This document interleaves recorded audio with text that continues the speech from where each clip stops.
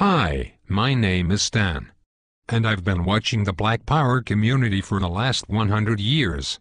I just noticed that you guys have been having some problems figuring out what to do about me. You see, I'm a cracker. Yeah. The white man. The guy that has been running the whole world for the last 2,000 years. Well, the reason that I stopped by to speak with you today is to help. I've been watching you guys fight over gaining real black power, and thought I would give you a few pointers. Since we white guys have been running things since we invaded Africa, I figured I would lay out a blueprint to help you achieve your objectives. Might as well use a plan that works, right? Besides, it beats the backward, no progress, mistake repeating methods you people have been trying for the last 400 years. So I knew all of you needed some help. Especially after Barack Obama got into office. He's a great guy, but a black man in a white man's house ain't really saying much considering all the hell you people have been through. Don't get me wrong. In many ways I know you were happy to get at least one black into office. This is good when you want to run politics, but ruling the world is what we white folks specialize in. Have you ever heard of the Illuminati? Well, that is the kind of coordination you are going to need to begin taking over the world. Okay, let's get started. Today, I am going to give you 3 things that we did to take over the world. You can use these too. And begin to gain real black power. Number 1. The first step to taking over the world is unity. I know you have heard of this before, but black people seem to really struggle with this one. You just don't seem to get it. You would rather fight against each other instead of your enemies.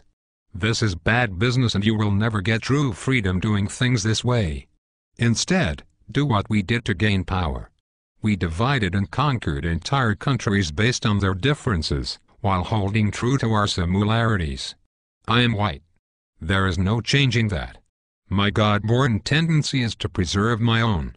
Nothing is racist about that. It is just common sense. You people are the stupid ones, going around trying to love everybody, but yourselves. We kicked your asses here in America for over 400 years, and you still go around talking about Jesus loves everyone. While you've been doing all that praying and jumping around, we have been buying up the world and making laws you have to abide by. No offense, but everyone else has unity but you. I mean, look at the business in your neighborhoods. The people that control it don't even look like you. In fact, everyone who comes to this country sets up a business in the black community. The Koreans, the Indians, the Chinese. The list goes on and on. Aren't you tired of letting these other people supply all of your food, nails, and weaves? The one thing they have that you don't is unity. Number 2. Once you get unity, you are going to need to get organized. When we took over the world we had a plan in place. A goal. Since we whites make up a small percentage of the global population, we knew the only way for us to exist was to enslave non-white people. This was our global plan for white supremacy. But we didn't stop there. We organized a military force behind our goal and executed it to perfection. Killing men, women, and children across the globe with brute force. Whatever we needed, we just took it. And if blacks or Native Americans didn't like it, oh well. Remember, there are no rules in war. Our objective is to ensure survival. But you black people seem to think your economic hardships, social injustices, and high arrest rates just happened by chance alone. Never mind, we've worked nearly 4 centuries, day and night to keep you people exactly where we want you. On the plantation. Yeah. It's true. Let me tell you a little secret. Most white people are not going to tell you this. It's an old family secret we have kept pretty quiet about. And for a good reason. You see, all that free labor my white ancestors got from your black ancestors, translated into a lot of money. In fact, the black slave trade was the greatest wealth-building tool in human history. With free labor we were able to finance the Industrial Revolution. Well, all of that money pretty much stayed in the vast majority of white families. And with all due respect, whites intend to keep it that way. You see, Dr. Martin Luther King was pretty good at integrating lunch counters and toilets, However, he didn't do so well at integrating bank accounts, so you blacks were shafted out of the money that was due to you in exchange for a good job and education. But it was us whites who own most of the jobs. Which brings me to my point. It's just another plantation. I say all of that to say, being organized is more than alignment, it is knowing the traps we have laid out for you, and then moving around them. Everybody knows but you blacks. That education will only keep you enslaved. It will only produce what it has already produced. A bunch of dressed-up plantation workers perfectly content, working and serving under another man's vision. You don't really think we are going to teach you to build a nation for yourselves, do you? If you were really educated, you would be able to solve your own problems. Problems like gang violence, poor economics and underrepresentation. Instead, you will continue to pass the notion of getting a good job down to your children. This will brainwash them to be just like you. And the cycle will repeat for generations. While we whites continue to run things at the top, your grandchildren will be celebrating the first black Catholic Pope. I know this has been long, so let's move to number 3. The third way to gain black power is the most important of all. It is this way because it deals more with your psychology than your conscious mind. When we took over the world, we decided to use the most dangerous weapon of all to subjugate the darker peoples of the planet. We used a combination of white supremacy and religion to mindfuck these people into complete submission. If a robber breaks into your house, rapes your family, kills your mother and father, then tells you that in order to go to heaven, you have to worship as God. If someone did that to me, then said that to be born again, I had to worship as God, I'd kill the bastard right on the spot. But you black people seem to have no problem worshipping the God of your enemies. Even worse is the fact that for all the praying that you have done, it seems like the God of the white man is just as racist as we are. Anytime you start believing in the God of your enemy, it pretty much means you're a complete idiot and a pussy, who is too far gone to confront his adversary. This is a deep sickness because to believe the man who murdered your family is your friend, is to believe that watermelons have gills. This kind of thinking lacks critical reasoning, a skill needed to defend territory and the minds of the youth. You even believe that Haiti, the only black nation that ever kicked the white man's ass, is cursed because many of them practice voodoo. You even go further and believe that it was God that hit Haiti with a 7.5 earthquake. You religious-minded blacks thought this about New Orleans too. Let me tell you the truth. We gave you this God because we knew by worshipping a white God you would subconsciously be worshipping us. That was a part of our plan, and it worked like a charm on the early slave plantations. We whites decided to perfect it, and have taken our gods all over the world to dark people.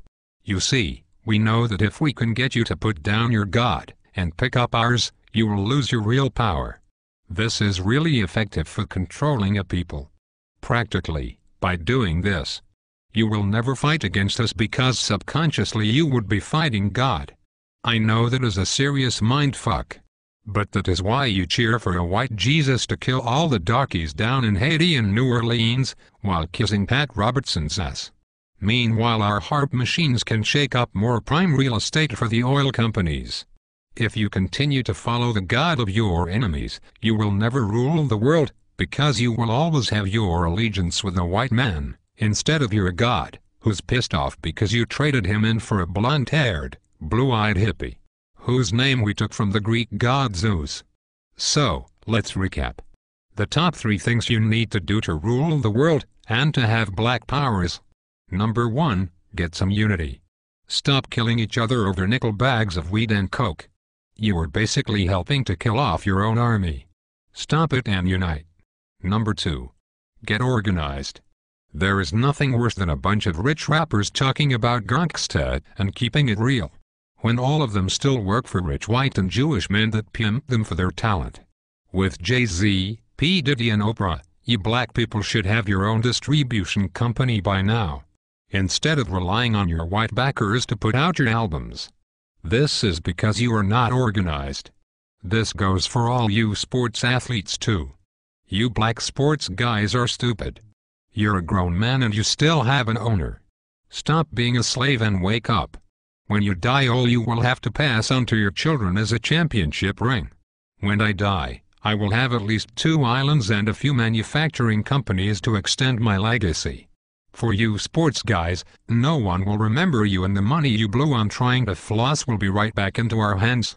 You need to organize and put your money and minds together, for one common goal. Black power. Last but not least, you have to stop following the white man's God. He has really done nothing for you since you started to believe in him. Basically all my God has done for you is allow white guys like me to continue stealing from you. Sure, we'll give you a few rich blacks to make it up the ladder. But this is to keep up hope in you, so that you will teach cowardness and fear to your children and get nothing in return. You will keep praying while we will keep slaying and taking more land and control of the earth. It will be this way as long as you fall for the lie that some white dude is going to come down from the skies and pull you out of this shit. Stop it. Instead, go back to believing in your God. The God you had when you were rich in Africa and had diamonds, gold, and health. It certainly beats the crap the white man's God has given you. Even if you believed in rocks, you would probably have more luck than what you have gotten with this guy. One last thing. Black people need to stop saying that they're blessed. This is not only dumb, but it lets us white people know that we are still very much in control. If I steal you from your home and throw you into a cardboard box, have you work for 400 years on a plantation, just because I give you a pillow, doesn't mean that you were blessed. It just means that I gave you a fucking pillow. If a guy cuts off your hand, and then turns around and gives you a bandage, it don't mean anyone blessed you. He just needs his slave to be able to work the next day. So you are not blessed just because the white man gives you a doggy treat. It simply means you are fucked. So given all the crap you blacks have dealt with here in America, and abroad, a new car or money for the light bill are just tools we white folks who are trying to run a plantation do to keep up the morale. So, if going from Africa, a land of milk and honey, diamonds and resources,